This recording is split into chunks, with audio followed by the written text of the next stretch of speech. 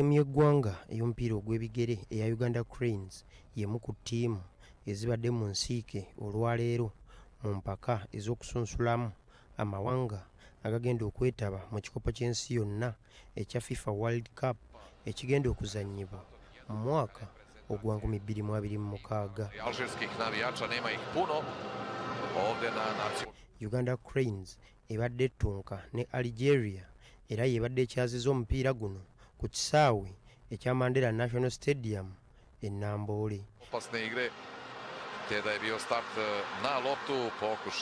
Uganda Cranes etekebwamu ensimbi MTN Uganda omupiira guno egutandise bulungi era emazeeko ekitundu ky'omuzannyo ekisooka nga ye gukulembedde golemu ku bwereere eteebeddwa Travis Mutyaba.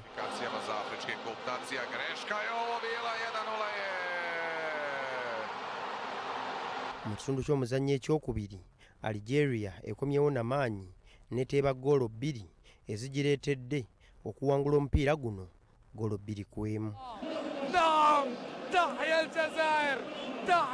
Obuwanguzi buno bututte Algeria ku bubonero 9 okuva mu mipiira 4 ng'ate Uganda esigadde n'obubonero 6 okuva mu mipiira gye gimu. Uganda Cranes egenda kudda mu nsiike mu mpaka zino mu mwezi ogwokusatu omwaka ogujja ng'ekyalidde Mozambique oluvannyuma ekyaze Guinea mu mwezi gwe gumu.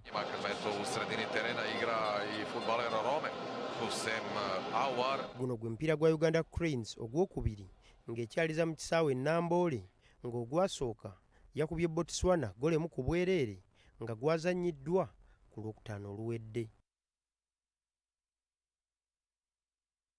Nga tugenzeeko mu